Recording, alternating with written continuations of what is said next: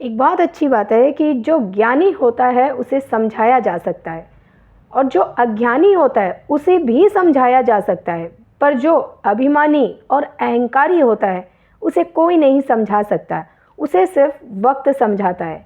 Hello दोस्तों, मैं हूं सुधा और आपका स्वागत है हमारे चैनल एक मुलाकात आपके साथ। इंसान एक दुकान है और जुबान उसका ताला। ताला खुलता है तभी मालूम होता है कि दुकान सोने की है या कोयले की। दोस्तों, एक छोटी सी कहानी है कि कुछ भी बोलते समय ध्यान रखें कि मुंह से निकले हुए शब्द वापस नहीं आते हैं। एक छोटी सी कहानी है।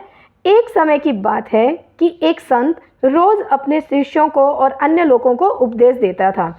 गांव के कुछ लोग जो है वो उनका बहुत सम्मान करते थे। संत को कुछ लोग पसंद करते थे, उनके उपदेश अच्छे से सुनते थे, और कुछ लोग जो है वो संत को पसंद नहीं करते थे। वो उनको दिखावा मानते थे कि उपदेश क्या दे रहा है, नौटंकी कर रहा है। तो एक दिन संत अपने आश्रम में हमेशा की तरह प्रवचन दे रहा था। उस आश्रम में एक व्यक्ति जो है वो संत के पास आया। ये व्यक्ति संत को बिल्कुल पसंद नहीं करता था। तो उस व्यक्ति ने सभी लोगों के सामने संत का अपमान करने लगा, भला बुरा कहने लग गया। लेकिन संत ने उसे एक भी शब्द पलट कर नहीं कहा। वो व्यक्ति बोलते बोलते थक गया, उसके बाद वहाँ से चला गया और संत जो है वो आराम से बैठे थे और संत ने अपना प्रवचन फिर से शुरू कर दिया। गांव के लोग ये देखकर बहुत दुखी हो गए कि उस व्यक्ति ने संत को इतना भला बुरा सुना दिया, पर इन्होंने एक भी शब्द अपने मुंह से नहीं निकाला। उसके बाद जो है वो व्यक्ति जिसने संत का अपमान किया था वो अपने घर पहुंचा। तो उसे कुछ अच्छा नहीं लग रहा था। उसे लगने लगा कि मुझसे बहुत बड़ी गलती हो गई है, मैंने संत का बहुत अपमान किया, पर संत ने मेरा किसी भी तरह से कोई अपमान नहीं किया, मुझे एक भी शब्द अपशब्द नहीं बोले। वो यह सोचता रहा और अगले दिन संत के आश्रम में पहुंचा और उनसे जो है माफ़ी मांगने लगा। संत ने मुस्कुराते हुए कहा कि एक काम करो बेटा, आश्रम में पक्षियों के कई पंख बिखरे हुए हैं, तुम उन्हें इकट्ठा करके इधर ले आओ मेरे पास। वो व्यक्ति तुरंत उठा और जैसा कि संत ने कहा उसने वो काम करना शुरू कर दिया।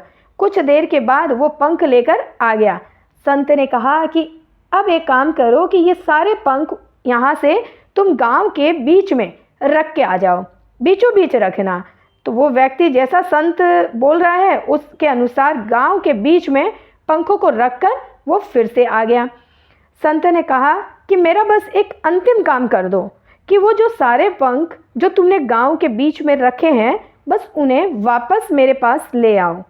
तो व्यक्ति जो है वो गांव के बीच पहुंचा जैसा कि संत ने कहा और उसने देखा कि सारे पंख उड़कर इधर उधर फैल गए हैं। अब उन्हें एक साथ करना बहुत मुश्किल हो रहा था।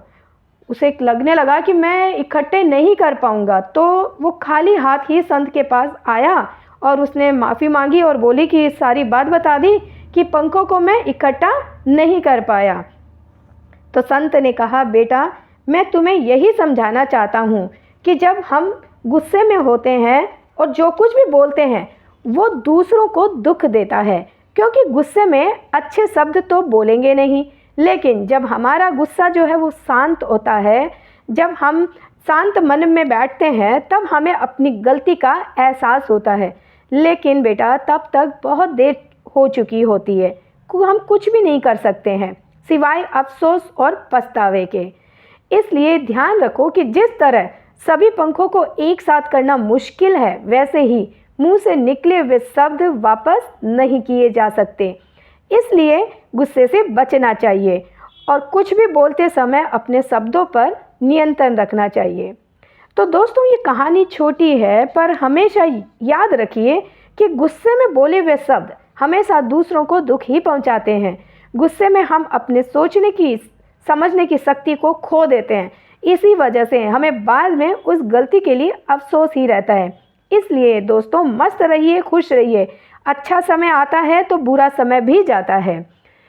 तो दोस्तों, अगर आपको हमारा वीडियो अच्छा लगे तो please like, share and subscribe ज़रूर कीजिए ताकि आने वाली वीडियोस आप तक सबसे पहले पहुंचे। तब तक के लिए जय श्री कृष्णा।